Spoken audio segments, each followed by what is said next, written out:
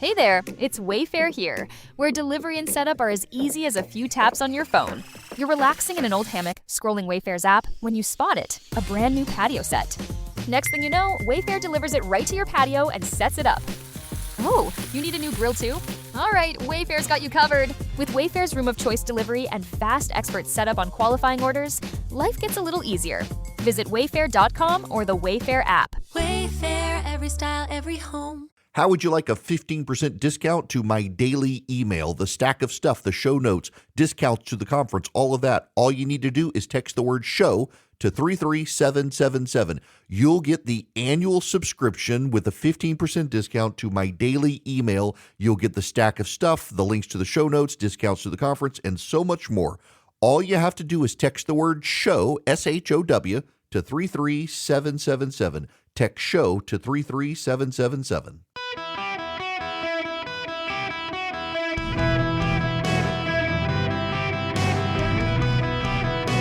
Welcome to the Eric Erickson Show podcast, Hour 2. Ladies and gentlemen, boys and girls, welcome. It is Eric Erickson here across the United States. That's my real name, not a stage name, and the phone number is 877-973-7425. Should you wish to be on the program, reiterating the breaking news at this moment, the President of the United States announces that the Apache helicopter that went down in the Persian Gulf overnight, the crew was rescued, by the way, was shot down by Iran, and the president is on social media saying that it demands a military response from the United States. So there will be a military response from the United States on that.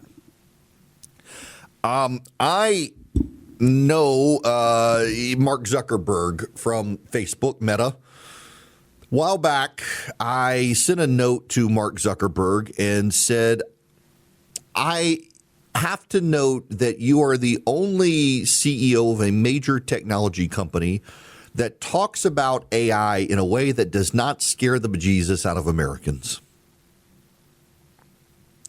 It is remarkable to me that the folks at OpenAI, which is ChatGPT, and the folks at Anthropic, which is Claude, and even Elon Musk to a degree, when they talk about AI, you would think that the world is coming to an end and we're all going to die. There are going to be massive job losses, et cetera, et cetera, et cetera. By the way, do you know why a lot of technology companies are firing people right now? It has nothing to do with AI, although they're blaming AI. During COVID, they overstaffed. They put people on the payroll and they expected to be able to use them in work from home environment. And now they're realizing that they have overhired people and they're laying people off. And instead of admitting that they had higher payrolls than they needed and unproductive workers that they're now laying off, they said, oh, it's AI. It's not really. There are some people who are going to have their jobs lost to AI, and most of them will be white-collar workers. But the nation actually needs a massive number of tradesmen, electricians, plumbers, welders, and the like to build and keep up these data centers. It's a massive jobs program for a skilled American worker, and unfortunately, we don't have a lot of skilled people these days. Anthropic and OpenAI, when they talk about AI, you think everyone's going to be out of a job. The computers are going to enslave us, and it's scary scenarios. And then you have the left, led by the communist Chinese, running through environmentalist front groups, trying to scare Americans about AI and data centers. I want to say again, as I always do, there are concerns about data centers. Noise is a concern. They are largely fixing that problem, and your local government, by the way, has the power to regulate the AI data centers to make sure the hum of the machines and fans and air conditioners is not bothering neighbors. You have the power to do that, and data centers can be built that are quiet. The other one is the scare scenario about water, that data centers are going to use more water than a small town or a large city uses. Golf courses use more water than data centers, and none of you are scared about the golf courses. And in fact, 98% of the water used at a golf course turns out to be recycled water. You know, the reason they have ponds and water hazards in golf courses, not just to steal balls from Eric Erickson, but also to provide the water to water the golf course. The golf courses use the lakes, lagoons, and ponds as reservoirs, so they're not stealing from the local government and they're not stealing from underground reservoirs. They're recycling the water. 99% of the water is recycled water. Same with the data centers. The data centers have an initial uptake of water, and then it's put into a closed loop system that recirculates to cool down. Now, older data centers didn't necessarily have this. The newer data centers do, and the newer data centers are much more efficient. And they're not causing your power to go up. Contrary to what you're being told, your power is not going up because of data centers. Your power is going up because Joe Biden sparked an inflation situation in this country and was at the same time forcing power companies to cut back their coal and natural gas. And so your power has gone up not because of data centers, but because of Joe Biden's policies. We're still feeling the effects of. And yet the communist Chinese propagandists through the environmental groups and the left-wing groups have scared a bunch of Americans that your power bills are going up because of data centers. They're consuming all of your water and your well's going to go dry. Back during fracking, the environmentalists, also funded by the communist propaganda outlets, were showing you nightmare scenarios of water coming out of sinks that was on fire. Now they're showing you water barely coming out of the sinks because they're filled up with silt, and they're not telling you that this is well water and there was a construction problem. It's not a data center problem. The propagandists are trying to scare us out of data centers because the Chinese need us to lose. The Chinese need the United States to fall behind because for every single computer operation that China makes, the United States makes 10. It's a 10-to-1 advantage for the United States right now. It's going down, but China can't compete with the United States, and the only way they can compete is to scare Americans into not building data centers, where our 10-to-1 compute advantage becomes a 1-to-1, becomes a deficit, and China reigns supreme. That's a fundamental issue at stake.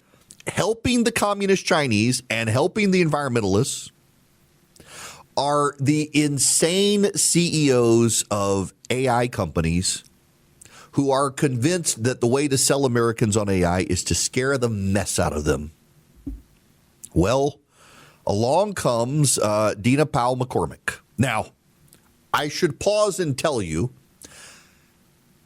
I am a massive fan of Dina Powell McCormick. We've never met in person. She worked for the Bush administration. She's just a phenomenal genius when it came to foreign policy issues. She now works for Meta, a great hire by Mark, and she's teaming up with Mike Rowe, and they are doing what Dina Powell McCormick is very famous for, which is talking plain English, common sense to Americans to make them understand issues. Let me read you some of this from the Wall Street Journal. Americans have been told a fable about our economic future. Construction and manufacturing were giving way to a digital economy based on knowledge alone. Skilled labor was outdated. Shop class was defunded. Four-year degrees were idolized. Blue-collar job losses and brittle supply chains were the price of progress. That myth assumed that high-tech and the trades were alternatives, even rivals. In fact, they were interdependent. For 250 years, America has claimed the lion's share of the world's greatest inventions. But it was generations of American workers who strung the telegraph wire, laid the railroad tracks, and built the interstate highways and buried the fiber. They shared in the prosperity that resulted. The artificial intelligence revolution shows that America's technological progress and skilled workforce are still inseparable. To maintain our technological edge, we need to build infrastructure at scale and with great speed. This requires better pathways into high-paying trades for Americans hungry for opportunity. The skilled trades in Silicon Valley need each other, and America's future needs them both. That's why Meta and our partners, including the Associated Builders and Contractors and the National Urban League, are announcing the launch of America's Workforce Academy, the largest private sector commitment to skilled trades in American history, beginning with a $115 million commitment in the first year and committing millions of dollars over time. The American Workforce Academy will reject the failed approach that asks workers to pay for their own training and hope to be rewarded with a job. The men and women who enroll will be paid for their time. Parents won't be blocked from learning tomorrow's skills because they need to put food on the table today. Courses will take weeks and leave graduates with industry standard certifications in high demand fields such as electrical work, mechanical systems, and plumbing. Every graduate will be guaranteed a job on a Meta Partners construction site. The American Workforce Academy, we believe, is the start of a revolution our economy needs. Now, Mike Rowe is partnering with this and the MicroWorks Foundation. They've spent years sounding the alarm about the need for more plumbers, the need for more welders, the need for more electricians. We got to have people who understand fiber and can lay it. I did a story a while back about Ford, and the CEO of Ford was lamenting the lack of skilled mechanics who could make mid six figures. And what a number of people pointed out to me is that if you want to become one of these mechanics for Ford that makes this massive amount of money, you got to buy your own tools. You got to pay your own way through the classes. You got to hope to get a job. You got to do certain things, and you wind up making very little money for a number of years. And if you can stick with it, provide for your family, and not starve to death, then one day you can make a lot of money. And I was very critical that Ford CEO wants all these people to come in and be these mechanics for Ford, and yet they don't want to pay these people money. You got to go get the training. You got to buy your own tools. You got to do all this other stuff because that's the way it's always been done. And that is the thing you hear over and over because we've always done it this way. So along comes Mike Rowe and Meta and says, you know what? Why don't we actually pay these people to get the training? Instead of making them pay for it, we'll pay them to get the training, and then they'll make good jobs. And long term, we need these people. It's a great investment. It makes sense to me, and good for them for thinking about doing it a different way. Now, they were on Fox News. At Meta, we really believe that every American deserves to be part of this economic transformation that we're seeing. But the pathway has been difficult. There's so many open jobs. We can't create the infrastructure that we need if we don't have the electricians, the fiber technicians, the electricians. And so we have created something called America's Workforce Academy, a program that provides paid training, a credential, and a guaranteed job at a Meta work site. The reason we are so excited about this is there's been a gap for people who are Uber drivers, waitresses. I waitressed to pay for college, grocery store clerks. They live paycheck to paycheck. It's really hard to take time off, not paid, to not make the paycheck that week in order to get training and then not be sure you're going to get a job.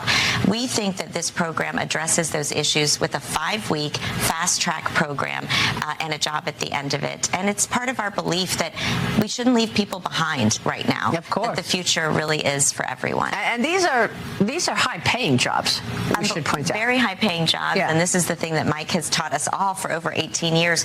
These are $80,000, $100,000 jobs with upside, and they're needed. We need 500,000 new electricians in the next 2 years in America. You said that. 500,000 are needed in the next couple of years. Side note on this, I've had a good relationship with Meta over the years. Meta gets stigmatized by a lot of people. I think Instagram is the best social media app. I don't use TikTok. I don't like Twitter, even though I'm on it. I don't really use Threads. Sorry, Zuckerberg, but I do love Instagram. Instagram is my favorite social media site.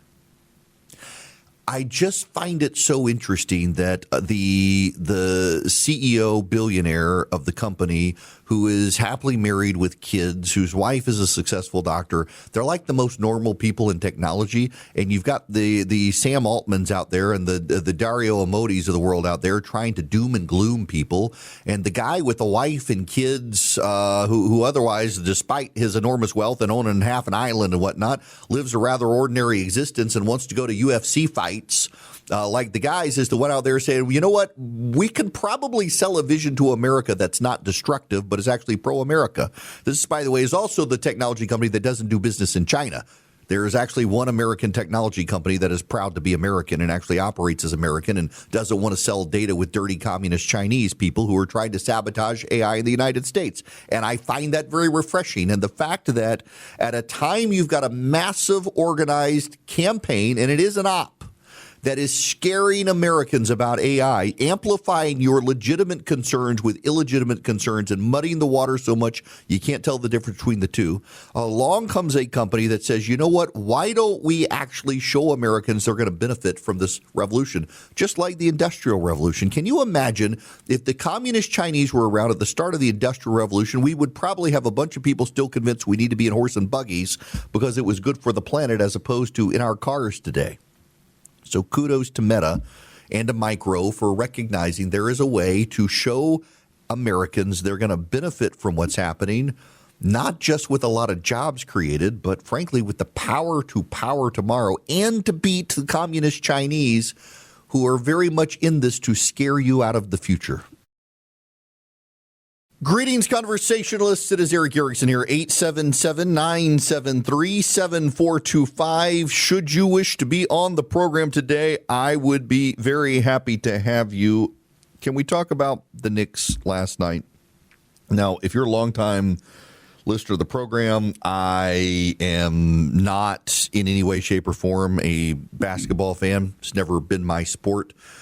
Don't particularly care for it and never watch it. If I was given the choice between soccer and basketball, I would watch soccer. Just not my thing. And the NBA is just slowly degrading. Now, I do love March Madness and college basketball, but the NBA is just, I mean, they don't want to play in their own game, so why should I watch it? But, of course, it's become a political thing because the president went to the game last night.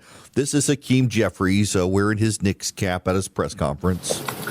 You're a big Knicks fan, obviously. President Trump is going to the game tonight. Your reaction to that? So I've had a few things to say about Donald Trump going to the Knicks game. And, you know, at this point, it's game day.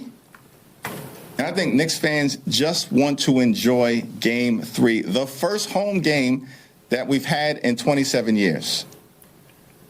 But it also is not clear to me that Donald Trump is a big Knicks fan. And he goes on from there. There's just one problem. Adam Silver is the commissioner of the NBA, and this is him last night. And I'll also say about President Trump, you know, I've been with the league for a long time. I ran NBA Entertainment. Years ago, he did an I Love Kids game spot with us. He was a fixture at NBA at Madison Square Garden. You guys remember, well, all of you, when you played here, not Draymond, but back in the old days, he had courtside seats. He was here all the time. He was at drafts, so he's a genuine Knicks fan. Yes, the guy who is the commissioner of the NBA points out that for years, Donald Trump has been going to Knicks games sitting courtside. I couldn't care less, but the stupid politicization of everything. The president is a Knicks fan. He's been a Knicks fan since the 70s. He's been seen at games courtside since the 70s. To say, I don't know that he's a fan. Must we politicize everything? Just let it be a basketball game. Now, let me tell you about Renai. Renai would love for you to have one of their tankless water heaters. We have one at our house, y'all. We never run out of hot water. Never. The kids no longer fight over their showers. It's just fantastic. I got 2 teenagers, and we don't have fights over the hot water tank because we don't have a tank anymore. We yanked the tank and got the tankless water heater. Not only can you get a tankless water heater, but you can also get a $500 rebate from Renai. What you do is go to talkingtankless.com, talkingtankless.com. Click the rebate button, put in your information. When you click submit, you'll see a list of rebates.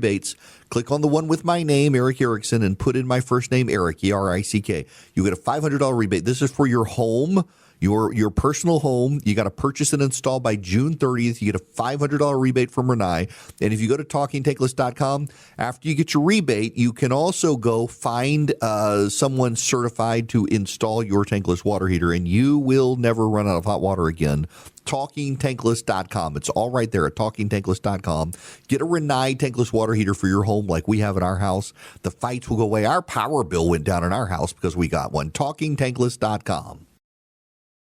Hello, my friends. Welcome. It is Eric Erickson here. The phone number is 877-973-7425. Should you wish to be on the program, I would be very, very happy to have you. And if you are in Georgia and you text ENGAGE to 33777, you can get the live stream and the show notes. Or no, if you text ENGAGE and you live in Georgia, you'll get the list of people to vote for. If you text Eric to 33777, you should follow me on Instagram. Yeah, I'm growing Instagram and YouTube. You should be following me on YouTube. We put up extra stuff. I want you to know that during commercial break, someone showed up at my office with equipment because many of you have asked that I start doing recipes again. We got the recipe list, but you want the videos. Everybody does cooking videos, not you, Erickson. Why aren't you doing videos? So I bought equipment.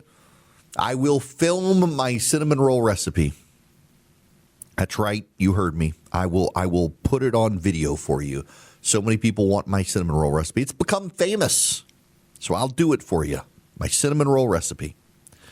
So just bear with me. I'll figure it out. I'll get it done. And you'll be able to follow me on YouTube at E.W. Erickson or Instagram at E.W. Erickson. And you'll know when I have filmed it. We must move on. Speaking of film and iPhones and all that stuff, I got to be honest with you. So I am a snob of certain things, not everything.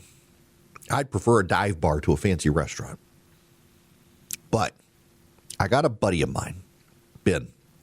Ben has a bajillion followers on social media, and he does cooking videos, and he does a really good job of cooking videos.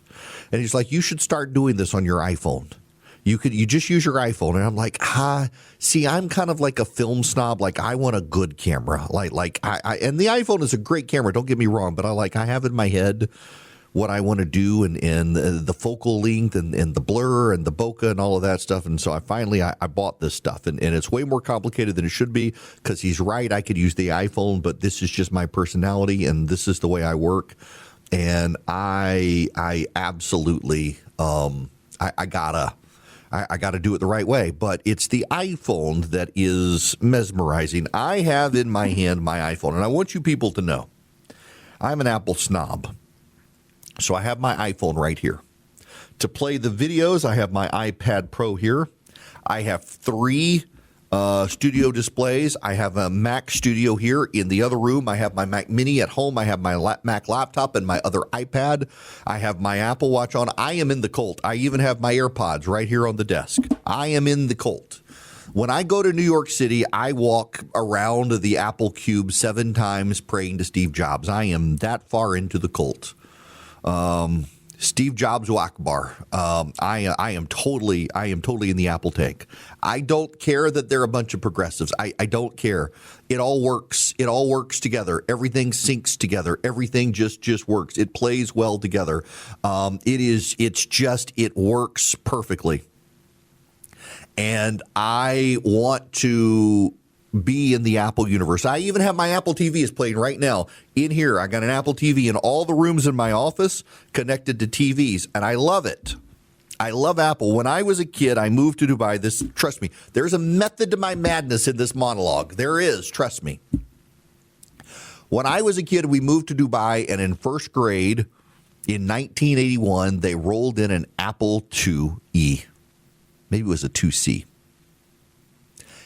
And I saw a computer for the first time in 1981. It was a cutting-edge school in the Middle East.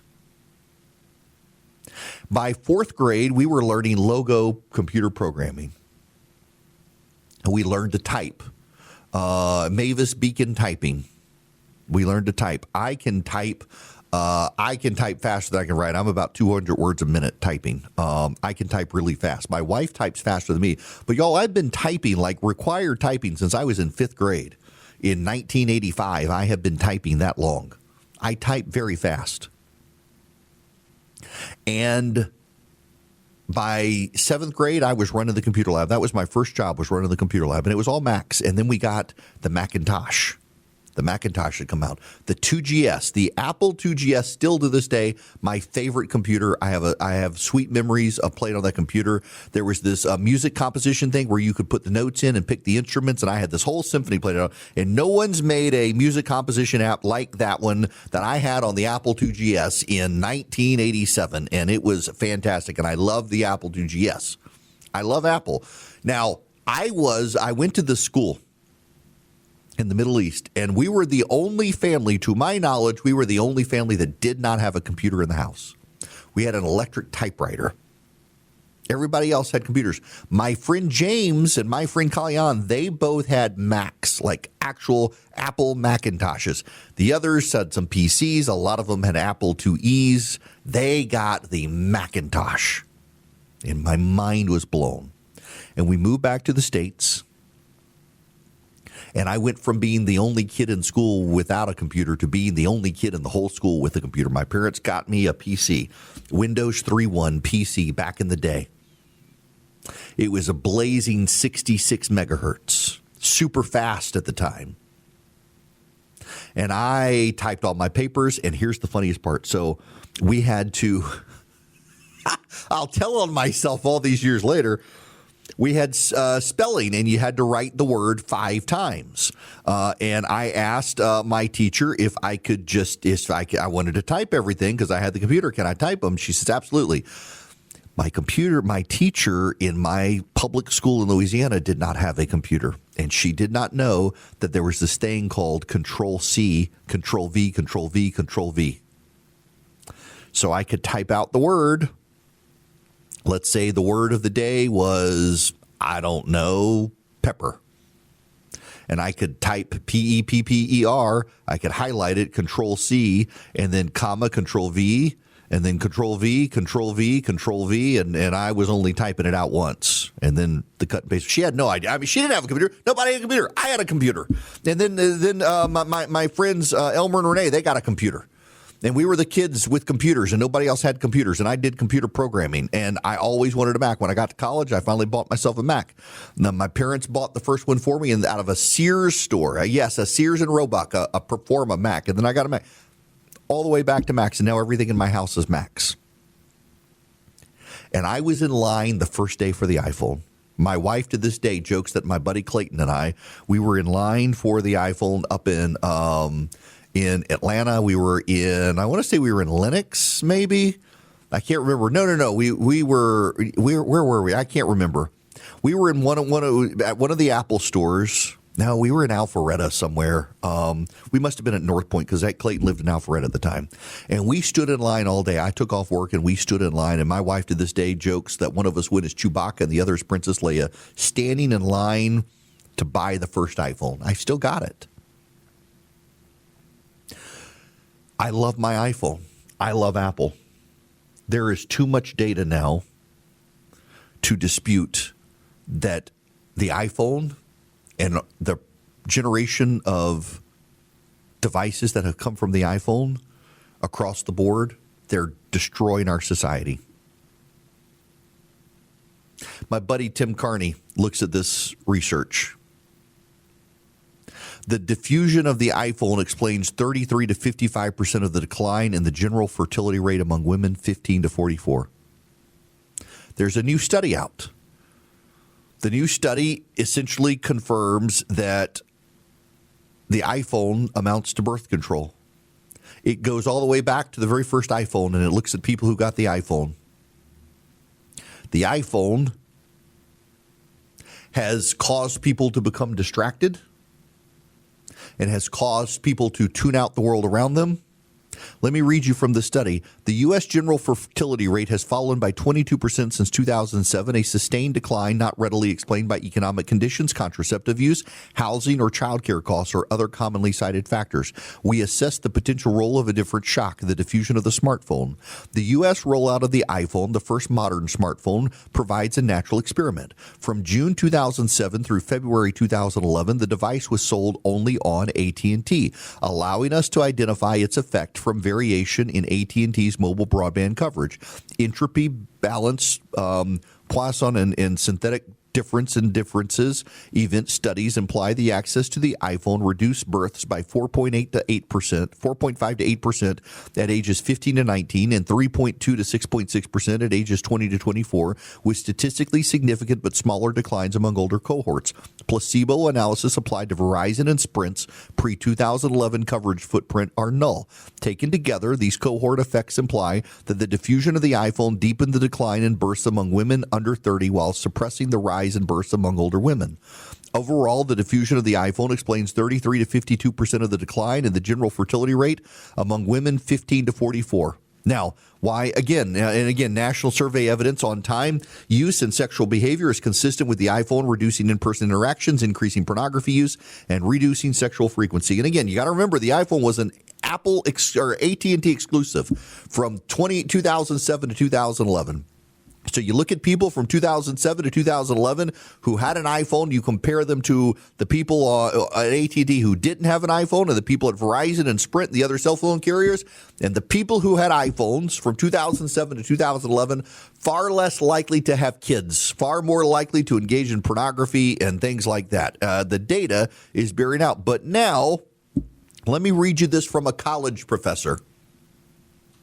Most of our students are functionally illiterate. This is not a joke. By functionally illiterate, I mean unable to read and comprehend adult novels by people like Barbara Kingsolver, Colson Whitehead, and Richard Powers. I picked those three authors because they are all recent Pulitzer Prize winners and objective standard of a serious adult novel. Furthermore, I've read them all and can testify they're brilliant, captivating writers. We're not talking about Finnegan's Wake here, but at the same time, they're not YA, romanticy, or Harry Potter either. I'm not saying our students just prefer genre books or graphic novels or whatever. No, our average graduate literally could not read a serious adult novel cover to cover and understand what they read. They just couldn't do it. They don't have the desire to try, the vocabulary to grasp what they read, and most certainly not the attention span to finish. For them to sit down and try to read a book like The Overstory might as well be me attempting an Ironman triathlon, more suffering with zero chance of success. They can't sit in a seat for 50 minutes. Students routinely get up during a 50-minute class, sometimes just 15 minutes in, and leave the classroom. I'm supposed to believe that they suddenly urgently need the toilet. The reality is they're going to look at their phones. They know I'll call them out on it in class, so instead they walk out. I've even told them to plan ahead and pee before class, like you tell a small child before a road trip, to no effect. They can't make it an hour without getting their phone fix. You have an economic study out that shows that people with iPhones during the period they were an AT&T exclusive had less kids statistically than people who didn't have iPhones as the smartphone market was just rolling out. And now, by the way, it's across the board, Android and iPhone. It all tracks. Likewise, you have an increasing number of professors saying that their kids in their classes are so distracted by their phones and so addicted to their devices that they can't make it through a class without stepping out to look at their phone, and they lack the attention span to be able to make it through a novel. I find my phone remarkable. I stood in line for the first one. But I'm telling you, we all have a problem. I've got a problem. I have a hard time without looking at my phone. I would like to leave it behind. But then my wife is like, well, you and see, here I am. I'm blaming somebody else. Well, what happens if something happens to the kids and they got a call? We, all of us, for the most part, have a problem. You know what I think would be a killer product for Apple? And I'm deadly serious here. Do you know what I think would be a killer product for Apple? A flip phone that only allows you to listen to music and take phone calls and text. No apps. Listen to music, do texting, maybe have your calendar. Otherwise, it's like a flip phone. So you can't get apps. You can't search the web. You can't doom scroll Instagram. None of that. And I bet it would be a killer product. I really do. More and more parents are realizing that we have made a big mistake with technology. We've made a big mistake with technology, and we might need to correct from the way we have gone in society. I love my phone. I love technology, but the data has become impossible to ignore that screens in our households, not desktop computers and laptops, but the screen from the smartphone is destroying our society, and we should probably rethink and overcorrect in the opposite direction. Now, I say no desktops and laptops. There's no correlation to laptops and desktops reducing people to being mind-numbed automatons without attention spans. And, by the way, if you go to Vision Computers today, they can not only help you, but they can put child limits and protections on your laptop and your desktop. So if you have one for your home, you can monitor your kids' use and make sure that they're time limits and they're not going to inappropriate stuff. They can walk you through it. In fact, you get a special phone number where 15 seconds or less, a live human being answers the phone and helps you with all your technology problems. You call them at 404-COMPUTER. You go to visioncomputers.com and and let Vision be your technology partner, where they're going to make sure the screen addiction doesn't happen in your house. If you're a employer, all of your employees can get the number, and Vision can be your tech support service, so you don't have to be your tech support service. Call them today at 404-COMPUTER. Go to visioncomputers.com. Tell them Eric sent you. Call them at 404-COMPUTE, anybody nationwide, for your home or your office. They can build you a computer. You can get the technology, the tech service, completely separate. You don't have to have a computer, but if you get the computer from them, the tech support comes free. 404-COMPUTE or visioncomputers.com. Hello, my friends. It is Eric Erickson here around the country. I'm glad to have you with me. And boy, wait until we get into the grand divides in the next hour, because there is some new data. But do you all drink raw milk? I don't drink raw milk. Louis Pasteur, I think, was a genius. Let me just say, I don't care whether you drink raw milk or not.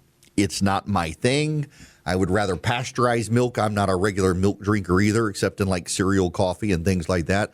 I don't actually think that raw milk is better for you. Your mileage may vary on that. That's fine. A lot of people find stuff on the internet. They're skeptical of the experts, a lot of it for good cause, and they become raw milk drinkers. What I find bizarre, though, are the number of food Nazis in America who are intent on punishing you for drinking raw milk or punishing the people who provide you the raw milk. And there is a massive expose out there in the liberal press today about some guy who's an advocate for raw milk. He's a farmer and a dairyman, and they're trying to put the man out of business and get him punished. Who cares?